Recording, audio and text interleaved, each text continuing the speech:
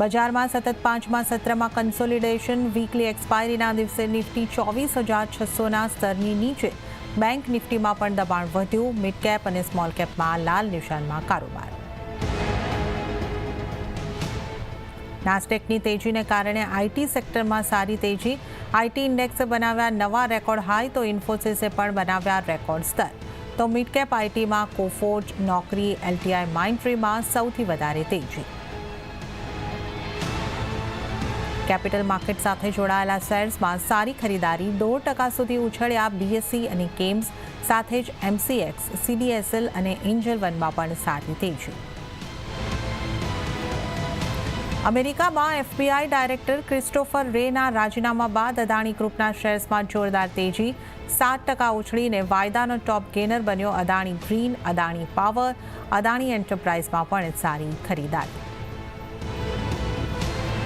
નાલ્કો હિન્ડાલ્કો માટે સારા સમાચાર. સ્થાનિક એલ્યુમિનિયમ ઇન્ડસ્ટ્રીને આવનારા બજેટમાં મળી શકે છે મોટી રાહત. કાચા માલ ઉપર ઘટી શકે છે ઇમ્પોર્ટ ડ્યુટી. સીએનબીસી બજારના એક્સક્લુઝિવ સમાચાર. અને નુઆમા વેલ્થમાં આજે થઈ લગભગ 9%ની મોટી બ્લોક ડીલ. ડીલ બાદ શેરમાં 6% સુધીનો ઘટાડો. ત્યાં જ ન્યુલેન્ડ લેબ્સમાં 3.8%ની થઈ બ્લોક ડીલ. ડીલ બાદ ન્યુલેન્ડમાં પણ 5%નો ઘટાડો.